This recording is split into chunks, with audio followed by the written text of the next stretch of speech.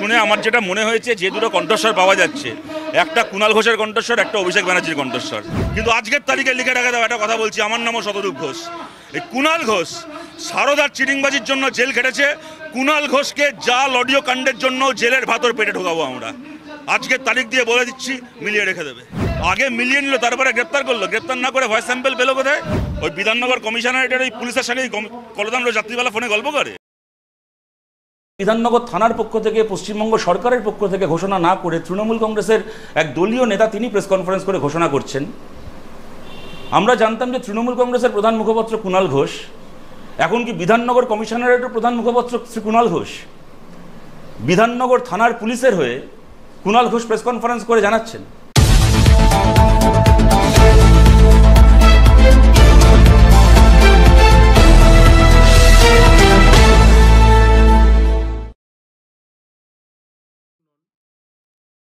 আচ্ছা, আপনারা জানেন গতকাল সকালবেলা আমাদের পার্টির নেতা, আমাদের যুব আন্দোলনের নেতা কলতানকে গ্রেপ্তার করা হয়েছে।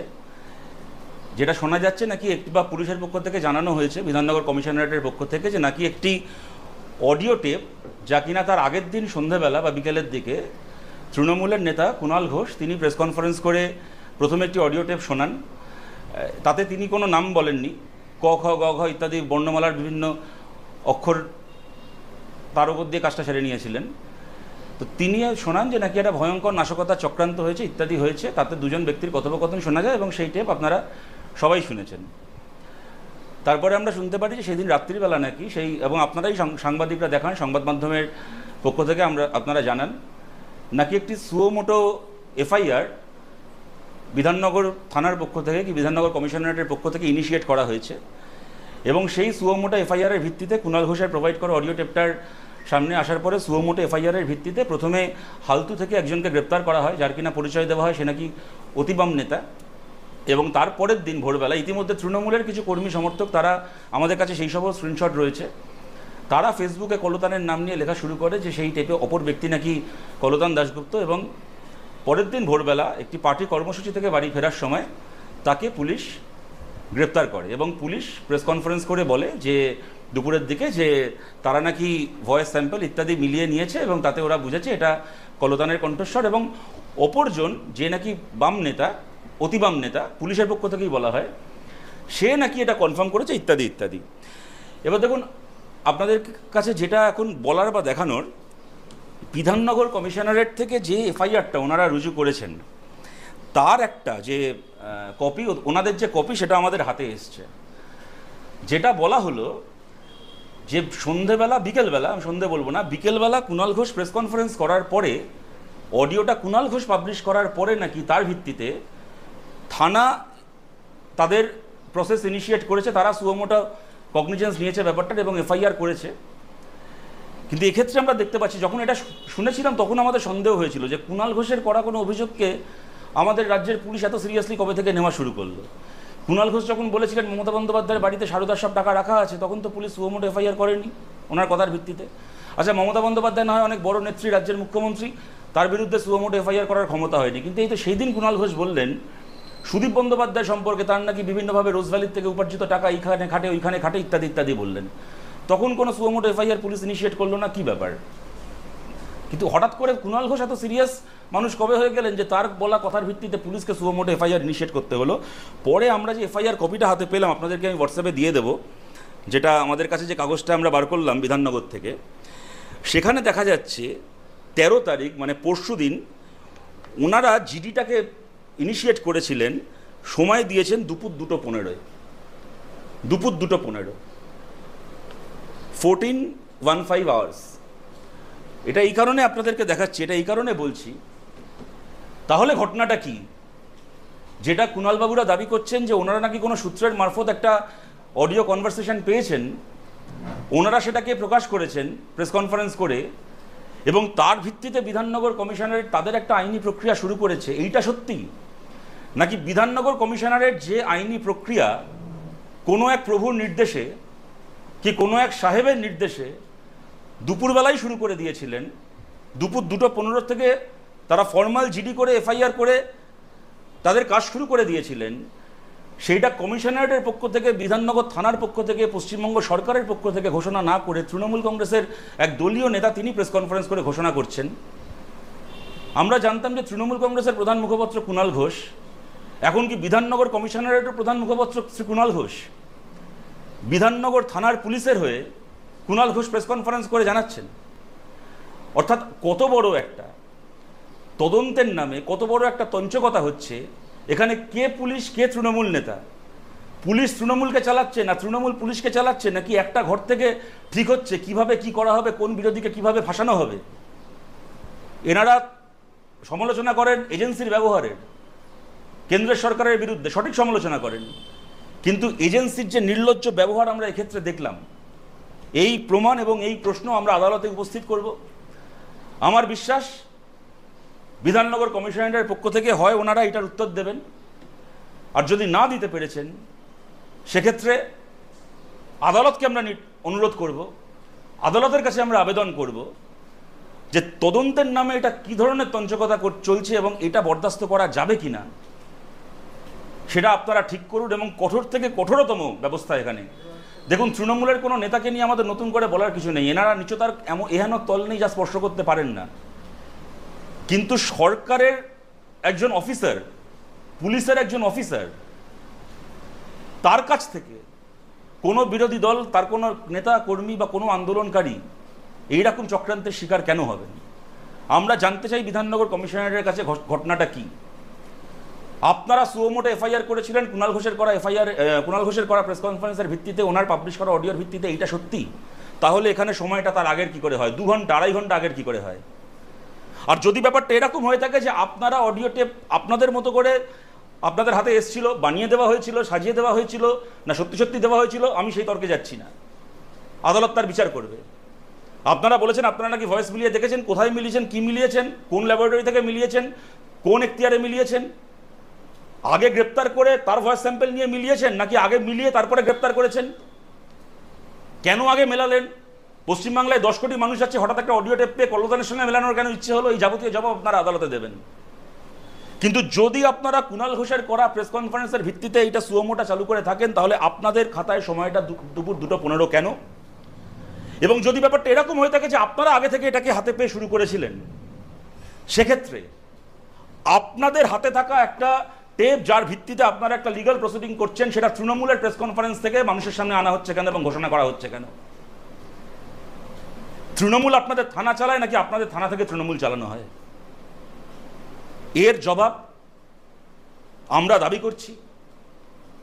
আমাদেরকে জানানো হোক বিধাননগর কমিশনারের পক্ষ থেকে কটার সময় ওনারা এই প্রসিডিওরটা পেয়েছেন, এবং ট্রান্সপারেন্টভাবে ব্যাপারটাকে উপস্থিত করা হোক, এবং এই প্রশ্নগুলোকে নিয়ে আমরা আদালতে যাব। আমাদের এইটা মনে করিয়ে দিচ্ছে, আজ থেকে কয়েক মাস আগের কথা আপনাদের মনে আছে, আমাদেরই পার্টির আরেক নেতা নিরাপদ সর্দার সম্পর্কে ঠিক এক অভিযোগ করা হয়েছিল যে তিনি নাকি সন্দেশখালীতে বিরাট একেবারে নাশকতার পরিকল্পনা করেছেন, যে অভিযোগ এখন কলতানের বিরুদ্ধে করা হয়েছে। আর নিরাপদ সর্দারকেও এইভাবে গ্রেপ্তার করা হয়েছিল, তারপরে দেখা গেল তাকে আগে গ্রেপ্তার করা হয়েছে, তারপরে তার নামে কমপ্লেন হয়েছে। আপনাদের মনে আছে সেই ঘটনা? 19 দিন জেল খাটিয়েছিল নিরাপদ সর্দারকে। তারপরে যখন নিরাপদ সর্দারকে জামিন দেওয়া হচ্ছে, তখন হাইকোর্টের বিচারপতি বললেন, এটা কোনো সিপিএমের নেতা বলেননি, হাইকোর্টের বিচারপতি বললেন যে যারা আপনাকে 19 দিন জেলে রেখেছে, উচিত হচ্ছে তাদেরকে জেলে রাখা। সুতরাং এই এক প্রহসন, ওদের হাতে আইন আছে, ওদের হাতে পুলিশ আছে বলে এক প্রহসন এরকমভাবে চলবে এখানে বিরোধীদের উপর। এবং এই সব করে আমরা পুলিশকেও বলছি, আপনারা এই যে কাজগুলো করছেন, তারপরে যখন এর ফলাফল আপনাদেরকে ভুগতে হচ্ছে, তখন কিন্তু তৃণমূলের সরকার আপনাদের পাশে দাঁড়াচ্ছে না। রাজীব কুমার আইপিএস অফিসার ছিলেন, মাঝে মধ্যে তৃণমূল বলে ওরা দিল্লির পুলিশ, ওরা কেন্দ্রের পুলিশ, আমাদের রাজ্যের পুলিশ, আমাদের নিজের পুলিশ, ওরা একটা বাংলা দিল্লি ভাগ করে, সব প্রশ্নে বাঙালি অবাঙালি বাংলা দিল্লি ভাগ করে।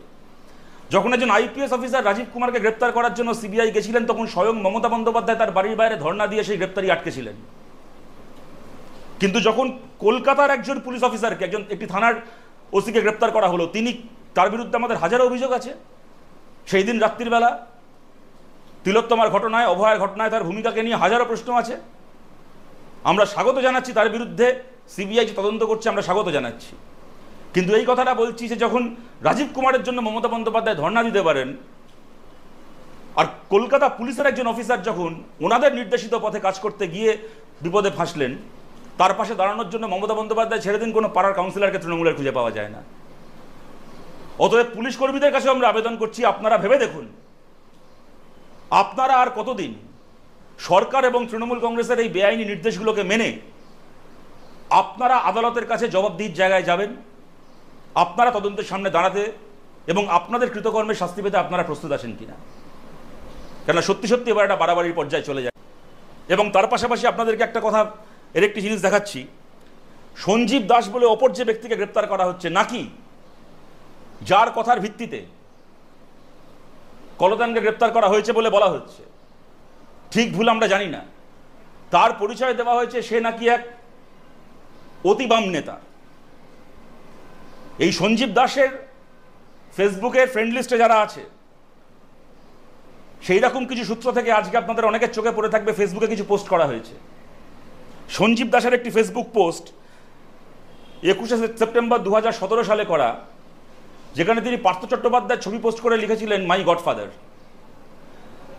আমরা জানতে চাই এই যে ব্যক্তি সঞ্জীব দাসের গডফাদার, ইনি কি মাও সেতুং না কিষাণজি? ইনি তো পার্থ চট্টোপাধ্যায়।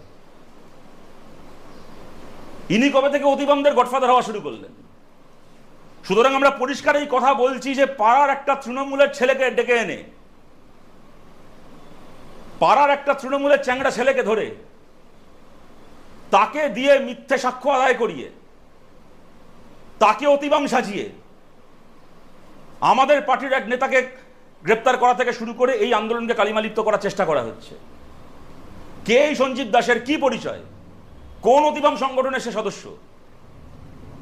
কেন সে পার্থ চট্টোপাধ্যায়ের ছবি পোস্ট করে মাই গডফাদার লেখে? আমরা এর ব্যাখ্যা দাবি করছি। পার্থ চট্টোপাধ্যায়ের গড ব্রাদার কুণাল ঘোষের কাছ থেকে এর ব্যাখ্যা দাবি করছি। এই ব্যাখ্যাগুলো আমাদের চাই।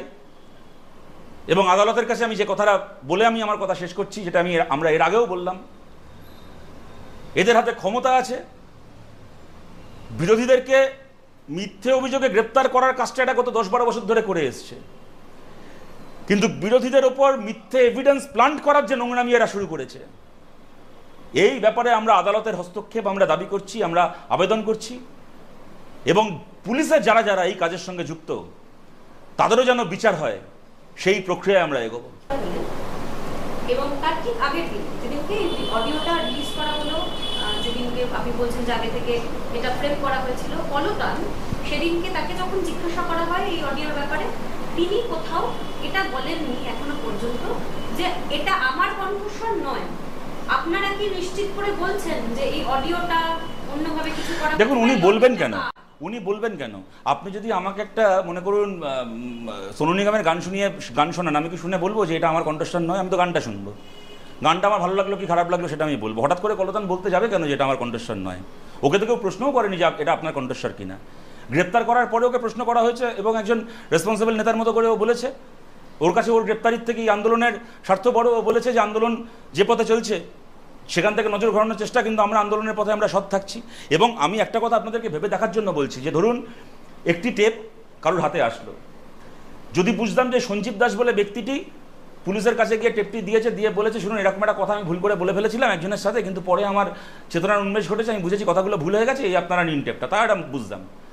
হাতে একটা র্যান্ডাম টেপ আসলো, হঠাৎ করে পুলিশ সেই গলাগুলোকে কলতানের সঙ্গেই বা মেলাতে গেল কেন, আর সঞ্জীব দাসের সঙ্গে মেলাতে গেল কেন? আপনারা লজিকটা ভাবুন। পশ্চিমবাংলায় 10 কোটি মানুষ বসবাস করেন, হঠাৎ করে দুজন মানুষের কনভারসেশন শুনে হঠাৎ 10 কোটি মানুষের মধ্যে এই দুজনের সঙ্গে ওটাকে মেলানোর দরকার মনে করলো কেন? আমি যদি ধরেও নিই যে সঞ্জীব দাস বলেছে বলে কলতানের সঙ্গে মিলিয়েছে, তাহলে প্রথম কণ্ঠস্বরটা সঞ্জীব দাসের, এইটা কেন? আর সঞ্জীব দাস এমন কোনো বড় নেতাও নয়, পরিচিত নেতাও নয় যে তার কণ্ঠস্বরটা পরিচিত। ওখানে হেমন্ত মুখোপাধ্যায় নয় যে ওর গলাটা শুনে লোকে চিনে গেছে এটা হেমন্তর গলা, এটা অরিজিৎ সিংয়ের গলা। হঠাৎ করে একটা টেপ আসলো, পশ্চিমবাংলার 10 কোটি মানুষের মধ্যে হালতুর কোন পটলাইনা কি নামের ডাক নাম ফেসবুকে দেখছি, পটলাইনা পিকলু কি একটা নাম দেখলাম, কি নাম, বুবলাই। হঠাৎ করে পুলিশের হাতে একটা টেপ আসলো, কোথাকার হালতুর বুবলাইয়ের সাথে মেলাতে চলে গেল। আপনারা বিশ্বাস করেন এগুলো কোনো তদন্ত হচ্ছে? এবং সেই সব কিছু মানুষের সামনে আনা হচ্ছে, মিডিয়ার সামনে আনা হচ্ছে পুলিশের পক্ষ থেকে নয়। পুলিশ 2:15 সময় জিডি নোট করছে, তারা তাদের তদন্তের প্রক্রিয়া চালাচ্ছে, সাইমালটেনিয়াসলি তৃণমূলের পার্টি অফিস থেকে সেই সম্পর্কে ঘোষণা করা হচ্ছে, সেই টেপ প্রকাশ করা হচ্ছে। তদন্তটা কে করছে? পুলিশ করছে না তৃণমূল করছে? সেক্ষেত্রে তদন্তের বিশ্বাসযোগ্যতা কি? আমরা এই জবাবগুলো আমরা আদালতে গিয়ে আমরা জানতে